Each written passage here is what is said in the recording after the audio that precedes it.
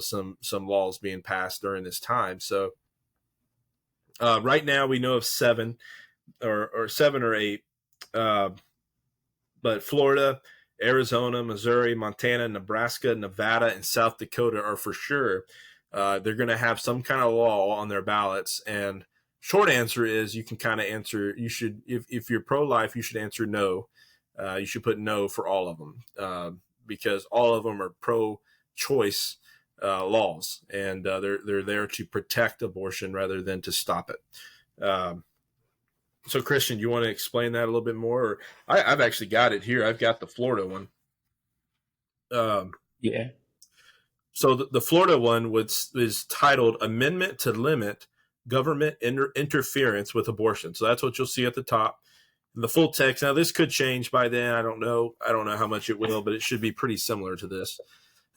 But the full text will say, limiting government interference with abortion, except as provided in Article 10, Section 22, no law shall prohibit, penalize, delay, or restrict abortion before viability, or when necessary to protect the patient's health, as determined by the patient's health care provider.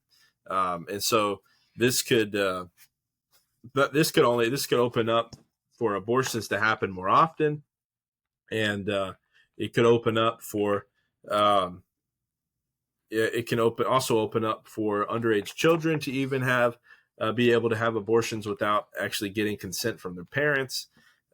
It's actually there's a chance that, because I didn't know this, but you can actually have an abortion via telehealth, where you can actually meet with somebody on telehealth. They'll send a prescription pill, and it's basically an abortion pill that you would take that would kind of medically induce or medically do the abortion. But so even that is something that some people are doing. And so voting no, it would push it further. So anybody who's pro-life, you definitely want to vote no, not just for the Florida one, but all the other ones too.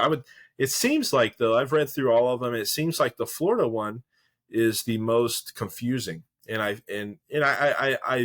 I'm fairly certain that it was intentional, how confusing it is. With the term viability, I think, is the main term. Because some people, viability, like we talked about, is so ambiguous that it can mean all kinds of different things. And so just make sure, though, that that when you get to your ballot, that you're voting no against this law. And then any of the other states, Georgia doesn't have anything. Doesn't seem like they even have anything on the docket. Like, there's probably no possibility Georgia's going to have anything.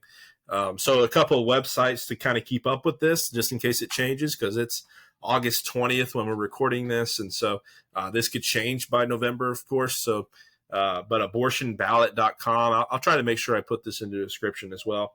And then there's also a ballot tracker you can look up on, what's that website called? Let me see. KFF.org, ballot tracker. So that'll kind of help you kind of keep track of all the ballot information. And I'm sure that probably has more than just the abortion stuff, but it'll be on there as well. So you definitely want to keep up with it.